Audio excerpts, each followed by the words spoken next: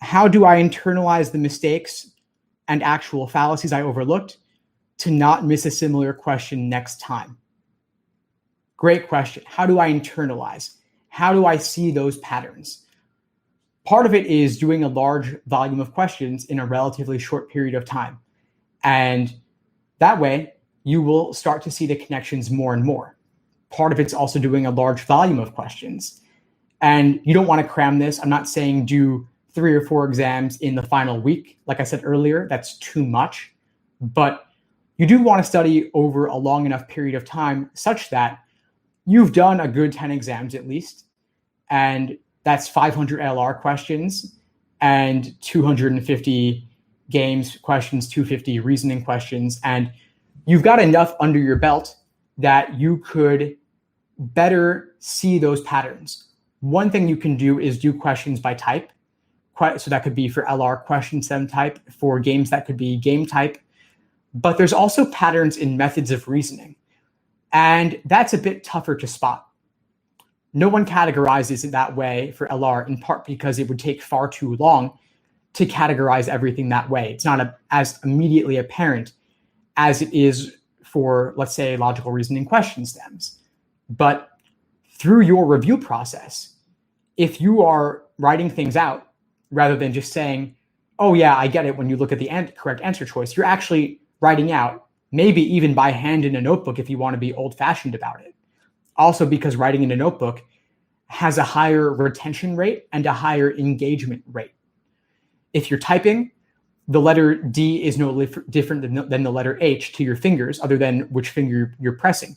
But when you write things down, you're actually solidifying the concepts in your brain more thoroughly.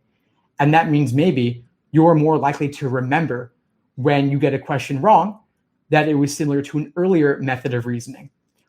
On my website, under the logical reasoning tab, I have one article titled 2 tough flaw questions that were similar to each other, or something like that.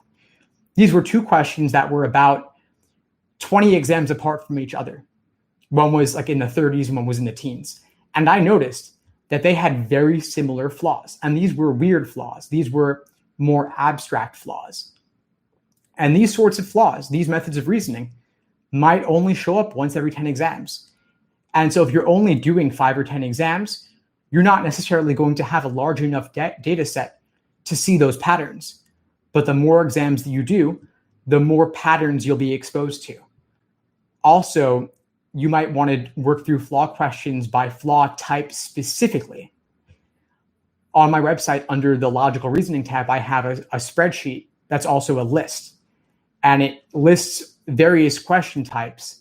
And in the flaw category, you can see in parentheses for many of them which classic logical fallacy they exhibit. And because there are so many fallacies, you might only have 10 questions ever that exhibit a particular fallacy within the flaw question stem category. But if you do all 10 of those in a row, you'll really solidify your understanding of what that method of reasoning is. Another thing you could do is you could go through the abstract language in flaw answer choices. Even if the correct answer was A, you could go through B, C, D, and E, which are worded very abstractly perhaps. They might use words like takes the consequent to mean the antecedent or something like that, which is referring to necessary and sufficient conditions. But if you actually parse out what all that abstract terminology means, you will be deepening your understanding of how flaws are described in the abstract, how an ad hominem flaw might be described, or how a correlation causation flaw might be described, so that when you predict or prephrase the flaw for yourself, you will actually recognize it in the answer choices when it comes up.